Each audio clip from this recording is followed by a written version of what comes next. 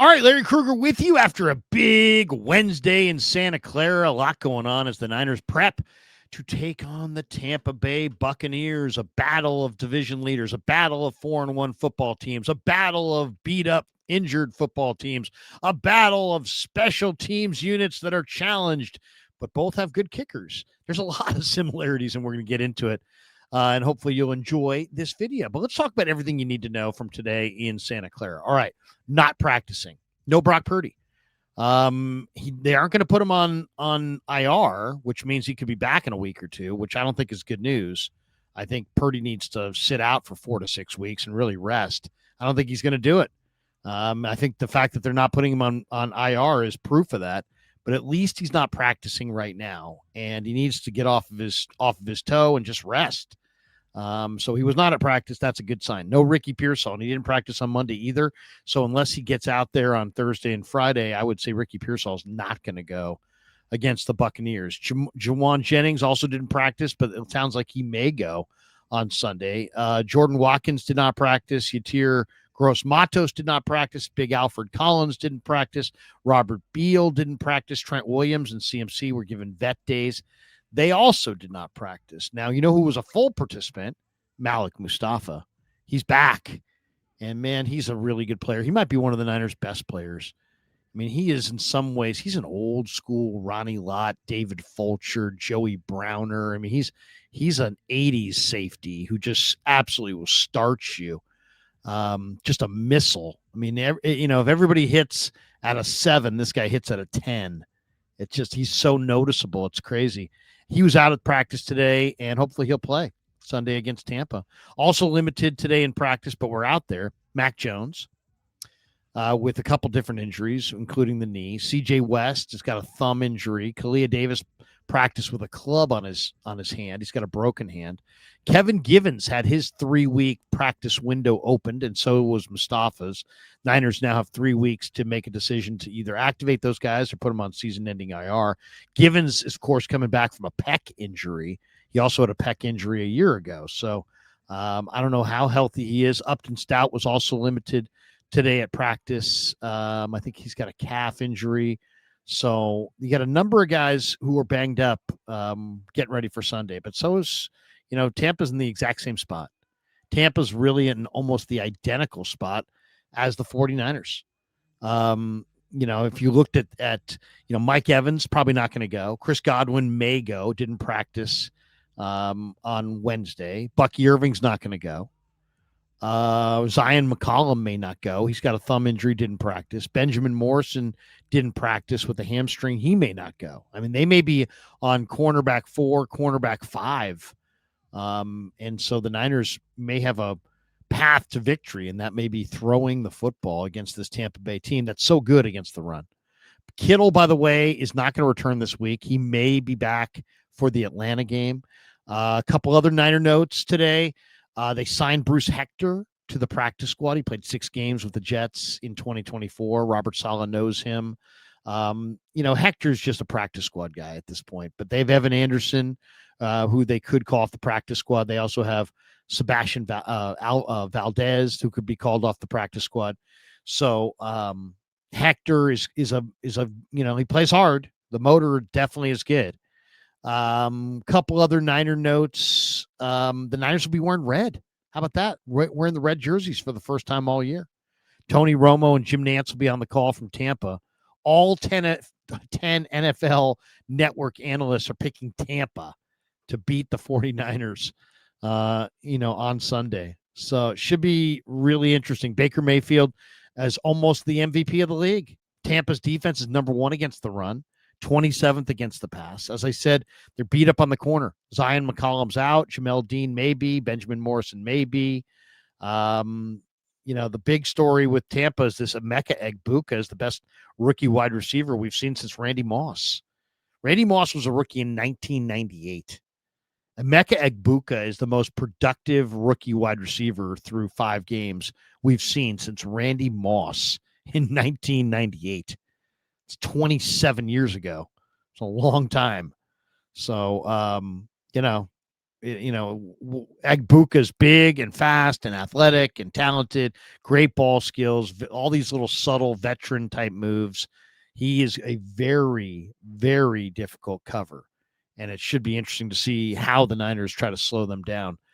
And then the other, kind of subplot in this game is that, Jason liked the general manager for Tampa and John Lynch, the general manager of the Niners, may be competing for, a lot of the same players potentially at the trade deadline. I don't know that Lynch is going to make a move, but, if he does, he's looking for defensive linemen. And you look at Tampa Bay, they're a blocked punt away from being 5-0, despite the fact they've had huge injuries. Tristan Wirfs, Luke Gadecki, Cody Mauch, that's 3/5 of their offensive line that have gotten hurt. Mike Evans, Chris Godwin, Jalen McMillan, a lot of injuries at wide receiver. Kalijah Cansey is one of their best defensive players up front. Jamel Dean is one of their best coverage players on the back end. Those guys are all out. They're all out. So every Tampa win has been by 3 points or less. The Niners are 4-1. Tampa's 4-1. They both have single-digit point differentials in the positive, but you would think 4-1 that you'd have a mighty point differential, but no, both teams have won a bunch of close games. Todd Bowles is a really good coach, 31-25 with Tampa. He's won 3 straight NFC South division titles. He's a defensive coach. He runs a 3-4 defense. He's got Vita Vea in the middle.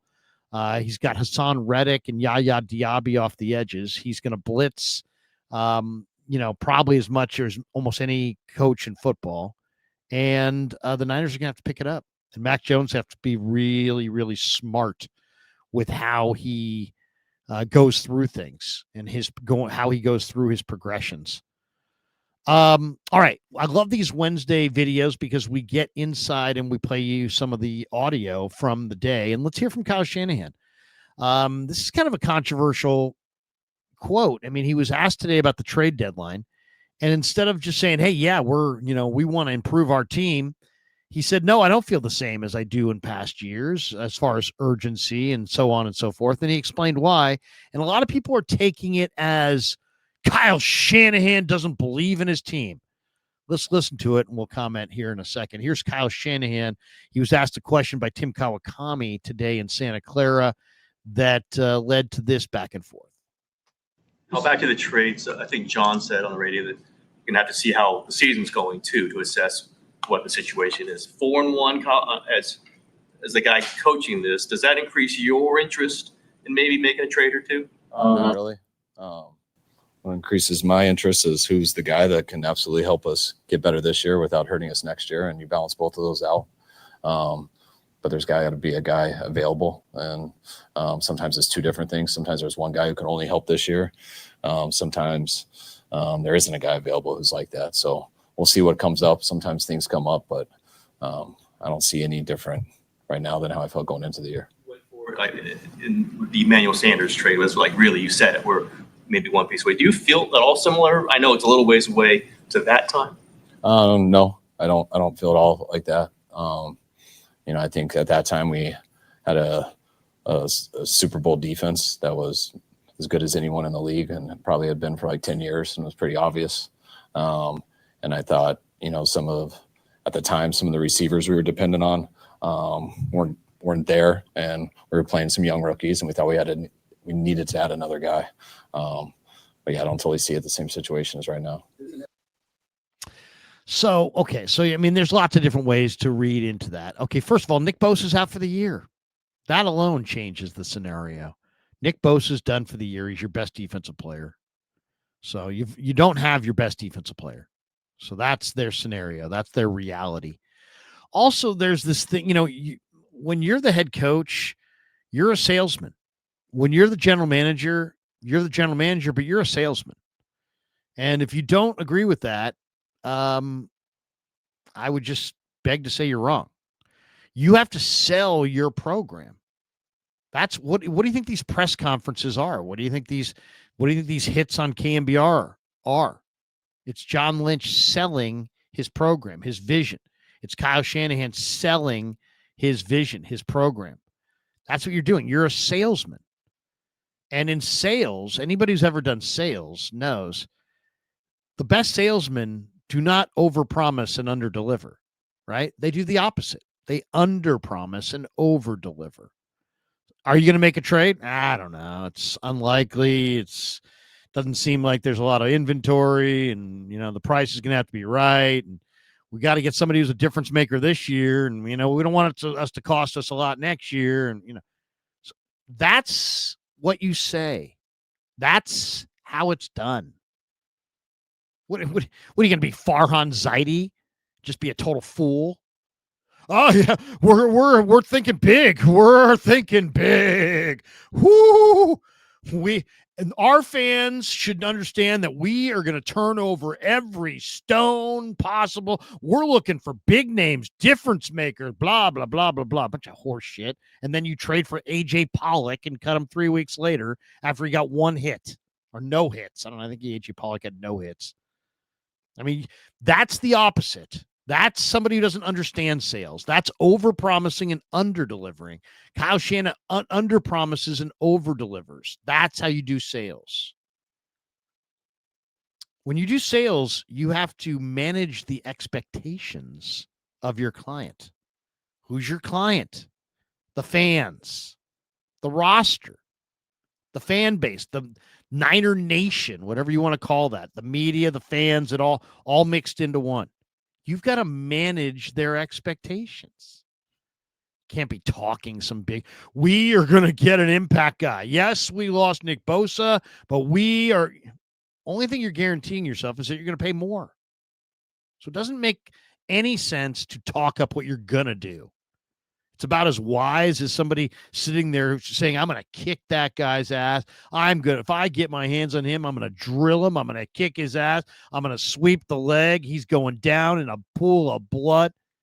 No, that's not what you do. You don't say anything. And then if you got to handle your business, you handle your business, but you don't talk it up. You don't talk a good game. You don't talk's cheap, right? Let your fist do the talking. So you don't talk yourself up in a fight. You just fight. And in a situation where you've got fans listening and you've got players listening, first of all, the last thing you want the players to think is they're not good enough and we need to go trade for a bunch of guys. There's not the guys who we're going to win with aren't in the room. No. It's like Sabes used to say when he ran the Giants, the cavalry's not coming. The guys have to find the answers in the room. They got to the answers reside in that room. If they play well enough and they get some positive developments, and they're 1 or 2 pieces away and that piece is available, yeah, they're going to make that trade. But under promise, over deliver. Kyle Shanahan gets that. That's what he's doing there. He's not going to talk up some trade angle. Because what happens if it doesn't happen? Now everybody's disappointed. But guess what? If you say, I don't think it's going to happen, it's unlikely to happen, and then all of a sudden you trade for Jeffrey Simmons, or all of a sudden you get Kayvon Thibodeau, it's like, hey. And then if you talk up all these names and you get, and everybody's expecting, they're going to get Jeffrey Simmons, they're going to get Trey Hendrickson, and then you get, I don't know, Carl Granderson and Davin Godchuk. You want everybody to be like, oh, yeah, they got Granderson and Godchuk, but I don't know. We were hoping for Hendrickson. Really, really wanted, an impact guy. We wanted Jeffrey Simmons. Damn it! No, that's not what you want. You want people to be fired up that you got Davin Godchuk to stuff the run and Carl Granderson to burn the edge. Opposite Huff. So don't listen to what people say. Listen to what people do, especially not at the trade deadline. It's lying season, as they say. The last thing you're going to do as a head coach is make your best buddy, John Lynch, you're going to make his job harder, creating all this expectations. Yeah, John's going to get us somebody. Do you think it's like it was in 2019? Of course it's not. We've got a ton of rookies. Bosa's out for the year. Our defensive line at that year was Emmanuel, was D Ford, Eric Armstead, DeForest Buckner, and Nick Bosa. We had an awesome defensive line. And we just had some young receivers, and we needed to add a veteran receiver, and that's why we got Emmanuel Sanders. So under promise, over deliver. The old what do you expect him to say? All those things really come to mind when I think about that answer. But I definitely wouldn't take that answer back. Kyle Shanahan doesn't believe in his team. What? Come on. There's a huge spectrum of answers, right? And you're going to take that answer and be like, he doesn't believe in his team? Or does he just know that he needs that number one pick to replace Trent Williams? And he knows that Jeffrey Simmons is going to cost him that pick. That's the other thing. Everybody wants Jeffrey Simmons. Everybody wants Trey Hendrickson, but they also don't want to trade their number one pick. I mean, I've seen some of the crazy rumors.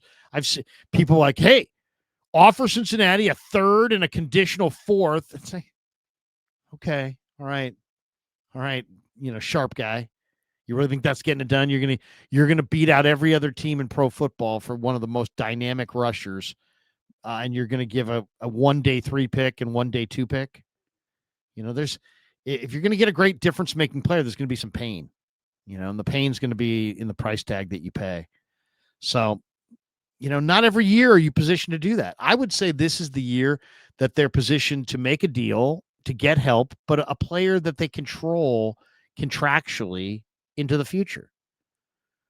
Somebody suggested Xavier Legette, a wide receiver from Carolina. Well, it's not a name that makes you go, wow, because he's been kind of disappointing. But you know what? For a day, and you probably could get him for a day 3 pick, but he's a big, talented receiver. And if you don't want to pay JJ in the offseason, you probably need a big receiver to add to your mix, and maybe a guy like that fits. And maybe he helps you a little bit this year, and then he helps you in the future. So we'll see. We'll see about the trade deadline. But I think if you're getting your heart set on Trey Hendrickson or Jeffrey Simmons, you're going to be disappointed, most likely, because there's only a couple guys like that. And if you're already, if almost any team that you're going to compete with is going to have a better draft situation than you do, and so it's like, are you going to, we want a 1 from you, or we'll take a 2 from the Browns, or something like that, or 2 from some other team that's going to be in the top 10 or top 15, top half of the round. You might have to pay a higher round just because of that, because you're going to be one of the, the lower picks in the round, most likely. So I don't know. I would just pump the brakes. I know there's this expectation that Trey Hendrickson or Jeffrey Simmons is going to walk through that door. And I just don't think I don't think this is the year for that. I think this is the year they're active. I think they'll get some help, but I think it's going to be a younger player with more control and more upside that is not a free agent to be, not a guy who you're trading for, but he's a free agent at the end of the year. All right, so that was what Kyle Shanahan said about the trade deadline. A lot of people took it and ran with it, and it's on the interwebs right now, and it's being debated. We had a chance to talk to Kyle Shanahan today at the press conference, and I asked him about this Tampa Bay run defense, because they've got Vita Vea. They're number 1 in the league against the run, number 1. So I asked Shanahan, what does he see when he watches them on film? Obviously, they got Vita Vea, but what else do you see with this run D? Got the number 1 run D outside of Vita Vea. What stands out when you watch them on film? Todd's scheme. I mean, regardless of who they've ever had, he's always a good run defense. When they want to take away the run, they know exactly how to do it, from the calls he makes, how they play with their 3-4 front. Then when you have people like Vita Vea, is as good as it gets in that area. But schematically, they know how to make you one-dimensional, and that's why you got to be able to win doing both. Yeah, there you go. You got to have balance. The Niners haven't had balance. And it'll be interesting to see, if the Niners run the ball effectively in this game. That would really be a surprise, because Tampa is so good against the run, and the Niners have struggled to run the ball. But you never know. 49ers, I think Tampa's probably expecting the Niners to come out passing. I would expect the Niners to probably come out passing, especially if if some of those corners are not going to go for Tampa Bay, but you never know. One of the areas that I think is absolutely a guarantee that you're going to see is that the Buccaneers have struggled this year to defend the pass out of the backfield to running backs. And here comes the best receiving running back in the game and a quarterback who's getting the ball out fast. And I think that's going to be the plan. Get it out fast, get it to Christian. I think there's going to be some, how clean of a game can Mac play? I think there's no doubt Todd Bowles is going to try to confuse him. He's going to have late rotations. He's going to give him one look pre-snap, a different look after the snap. They're going to try to rotate into some things. And Mac's going to have to really be circumspect with where he's going with the football. And he's got to take care of the ball. Why did the Niners beat the Rams? They were +2 in turnovers. Why did the Niners lose to the Jaguars? They were -4 in turnovers. Why are the Jaguars one of the surprise teams in the NFL so far this year? Because they're the best turnover team in football. They have the best turnover differential in the league. It's a big part of why they're such a good team. They're taking the ball away at a ridiculous rate, and that's been their key. All right. We're, of course, brought to you by Pig and a Pickle, the best barbecue in all of Northern California. Check them out. They're in Emeryville. They're in Corte Madera. They're open 7 days a week from 11 a.m. till 8 p.m. or until they run out. Go say hi to Damon. Go say hi to Mary. Get some brisket. Get some brisket chili. Tell them that Krug sent you. Lots of people are calling me and telling me, hey, I went down to Pig and a Pickle, and I'm in town, and I'm loving it. Loving to hear all that feedback, and I always forward it to Damon and Mary from Pig and a Pickle. So thanks to Pig and a Pickle for being the title sponsor of the Krug Show. Also, we should tell you, 49er football season on the Krug Show all season long is presented by Sleeper, the fastest growing fantasy platform in the world. It's a one-stop shop. You get blazing fast news, real-time stats, group chats, season-long leagues, and of course, Sleeper Picks. For daily fantasy, use promo code Larry. Sleeper is going to match your first deposit up to $100. Links in the description. Terms and conditions apply. Don't do it because I said so. Do it because you want to win like me, because we have won almost every single week. I'm loving Sleeper. I mean, seriously, we've probably made 7 Sleeper lineups, and I think we've won 5 times. I don't want to say it's easy, but it's easy. No, I didn't say that. All right, let's hear from a couple guys inside the locker room. We went inside the locker room and talked to Malik Mustafa and Eddie Dinero Pinheiro. I actually had the first question for Malik Mustafa, and here's how it went. Good to be almost back and back on the field. It's been a long grind, huh? Yeah, it's a blessing for sure. So, a long process, but it's my second time going through it, and I kind of knew what to expect going forward. Different, unorthodox approach this time, but, great training staff, great sheriff staff that got me, back on the field. So it's blessed to be here. Thank God for everything, and I'm glad to be out there with my brothers. Yeah, he looked really good today at practice. Now, what do I mean by that? He just was moving around really crisply and making sharp cuts. I mean, he doesn't look at all like he's no after effects from that injury. Now, I don't know how he's feeling, but the way he's moving is very encouraging. I mean, he looks loose. He looks limber. He looks like he's got an explosive change of direction ability. I can't wait to watch this guy. This guy's one of my favorite players, one of my very favorite players. This guy is different. He's just different. This is an old school 1980s safety. This is what they all were like. For some of you kids who didn't remember Ronnie Lott, David Fulcher, Joey Browner, Chuck Cecil, there were some big time guys in the 80s who could really smoke you. I mean, David Fulcher was 235 pounds, and he was a ridiculous hard-hitting safety, ridiculous athlete. Kenny Easley, Ronnie Lott. I mean, these guys were awesome. These guys were great players. Ronnie Lott's one of the. I mean, if you didn't see Ronnie, I would YouTube Ronnie and just watch those hits, and that's what Mustafa reminds me of. I mean, Mustafa reminds me of Ronnie. Ronnie detonated on dudes all the time.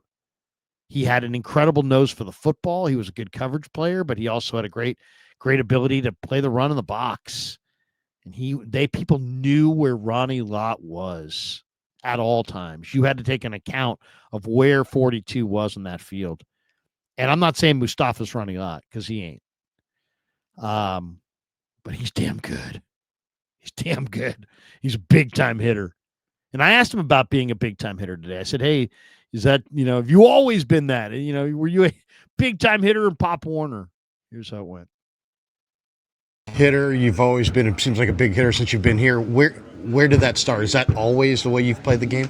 I mean, I grew up kind of, being undersized, so it was just like a thing where can I separate myself, just being a little kid. So just having, that Mighty Mouse mentality, being a big dog, I might not show it physically, but mentally, that's gonna give me the upper hand. So it wasn't different when I was in high school. It's not different in college, and it's definitely not gonna change when I'm in the league. So just throughout my football career, to try to keep that the same mode. Yeah, loud locker room, but a missile, an absolute missile. I can't wait to watch Malik Mustafa. There are very few jerseys. I'm not a jersey buying guy, but if there was a guy on this team that I would want to wear his jersey, it would probably be Mustafa. I just love that. I love that violence that he brings to the game. Just a violent player. Really good player. Really good player. Lombardi had some stats earlier that I saw in the week where he showed that he was really good in coverage last year. So, I mean, if you're talking about a good coverage player and you're that level of a thumper in the run game, watch out. And that's what I would say to Tampa's receivers this week. Watch out. I mean, unbelievable hitter he is. All right, let's finish with Eddie Pinheiro. Eddie Dinero Pinheiro. He actually gave me two really very interesting answers today. And this was also part of the group scrum right around his locker. He was the NFC Special Team Player of the Week. God, times have changed. Niners went from Jake Moody missing 26-yard field goals and all kinds of stress to this veteran automatic guy who's made 11 kicks in a row and is the special teamer kicker of the week. I mean, it's awesome. It's an amazing transformation. It's really added quite a bit to the football team. And his thing with Eddie is that he, it's funny. People ask Kyle Shanahan, why was this guy available in week 2? This is one of the most accurate kickers in the history of the league. Why is he still on the beach on week 2 of the regular season? Kyle's like, I don't know. I mean, this is one of the great mysteries. And the only downside of Eddie is he's not thought to have a big leg. Right? He's like, he's not. Jake Moody had a big leg. He just didn't have great accuracy. Eddie's got great accuracy. He just doesn't have a big leg. But he made a 59-yard field goal against the Rams. So I asked him about it, if he had to kind of muscle it up or put more into it. Here's what he had to say. 59-yarder might have been good from 65 or 66. Yeah. Did you strike it any differently than you normally strike it? Yeah, I knew I had to hit it a little harder than I usually do. I mean, I had to drive it a little bit more. I was just grateful to get the opportunity for Coach to give me a shot, with everything that happened before I got here. I was super blessed that he gave me a shot. Where does your routine start, like in the midst of a game? Are you preparing when the team gets to a certain yard line? Where does that process start in your head? I'd say about the 40-yard line, I kind of start kicking some balls into the net and just mentally prepared to go in and try to do my job. So a little glimpse into his process there. Yeah, I mean, the team gets to the 40, and then he's starting to warm up and go through it. So he's thinking along with the game situation. But I did find it interesting that he said he put a little bit more leg into it, because you would think that would mess up your mechanics or mess up your accuracy. And he's like, yeah, no, I put a little bit more leg into it because I knew I needed it. That kick would have been good from 65, without a doubt, maybe even more. So how about that? Eddie Pinheiro, 11 for 11. The Niners now have a veteran kicker that they believe is going to make every single kick. The transformation from Moody to Pinheiro is amazing. Probably the other amazing moment of today was that Pinheiro admitted to us that he's actually reached out to Jake Moody, that he's called him to try to encourage him. Moody got picked up by the Bears. He's on the Bears practice squad, but I thought that was interesting that Eddie, obviously Eddie took his job. Not really, because they were never in competition with one another. Moody couldn't do the job, and Eddie was on the street and ready to step in. But I did find it interesting that Eddie, because I didn't think that they would have any kind of relationship or connection. They've never been on the same team that I know of. But sure enough, Eddie reached out to Jake and was like, "Hey, man, you're just kind of giving him words of encouragement," which kind of shows you that Eddie's a pretty freaking solid dude. I mean, that's above and beyond, man. That is above and beyond. That's more than what is expected for sure. All right, and lastly, we caught up with Chase Lucas. Chase Lucas is a fun personality. And did anybody have a bigger role in that fourth down stop than Lucas? I mean, he literally just put his head in there and just had to trust that it was all going to work out. And I caught up with him for a few minutes in the locker room. Fun guy to talk to. A little bit of Chase Lucas right here. All right, we're here in the Niner locker room with Chase Lucas, who made one of the biggest plays last week against the Rams. And take us back to that play, what you're seeing, because you just basically stuck your head in there, and you got to trust that there's going to be guys coming behind you. What is your mindset on that play? Man, I just knew I got some dogs on this defense with me.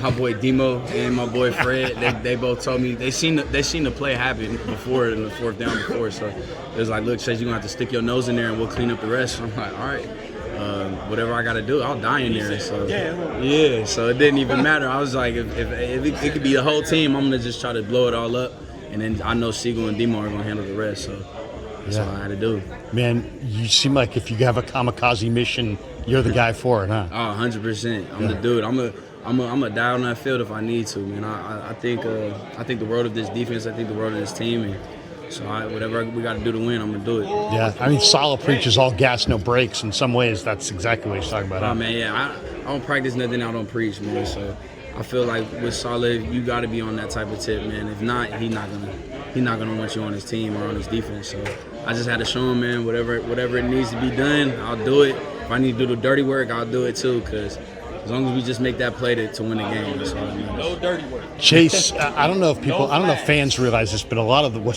they see on Sunday happens when you guys watching film during the week. Mm-hmm. On that particular play, was that something like you saw something formation-wise, or did you anticipate they were going to run in that hole? I mean, what's going through your mind pre-snap as you're coming out of the defensive huddle? Well, I mean, when Upton was in during, I think it was like the second quarter, they had ran the same play when it was a fourth down. Mm-hmm. They ran crunch to the bunch, and that's what we practiced the whole week. And it was kind of crazy seeing them line up in such a crucial moment with only 1 yard to go for the game. And it was just crazy that they ran the same play that they did 2 quarters ago. So I kind of knew it. I trusted it. I was responsible for that C gap, and I think me and Fred it was us two versus them three, and I think we won that battle. So you had 2 young guys right there in the middle of it too. You had Mikel and Alfred, and they're both really strong against the run. Are you surprised at all that they ran at the teeth of your guys' run D? I mean, that seemed bizarre. I mean, yeah, because and the way I think about it is, to have a pass play go correct, everything has to go right. Like all 11 have the receiver and the quarterback got to be on the same page. But if everybody just runs forward and pushes forward, and we can just gain 1 more yard, I mean, I think that's the easiest way. So I think in Coach McVay's mind, he was thinking that, and they already had success on the play before getting the first down through the fourth down. So I knew, man, as soon as Coach Salah lined up that front, the A's and the B gaps were full, I was like, okay, they're coming outside to us, man. We had to go finish it off. So I'm glad we did. I think the call that he made, too, was absolutely perfect. Just listening to you describe it, I mean, it's pretty obvious that this is a thinking man's game, man. I mean, You can be big, fast, strong, but if you don't have it up here, you're not probably going to make it in the NFL. I remember growing up, they said this game is 90% mental, 10% physical. Even going to the NFL, I feel like it's 95% physical, mental and 5% physical now. Because, I mean, we've been doing it so long, but we got so many checks and so many things that you're looking at, and so many trying to get some indicators off of offense. And I like where I'm at, man. I love the team. Like I said, I love the team that we're on. I love the defense, and I think Coach Salah's doing a hell of a job. Is there a guy in your room that you like watching the film with, or you like to hear what he says about the film? Oh yeah, man. Me and Demo watch film every day. Damn, I go to his house. We turn on that iPad and just try to get everything we possibly can so we can make plays during the week. So I think we're going to do that again. Good luck on Sunday, man. Thanks for the time. Appreciate it. Chase Lucas. All right, good dude there.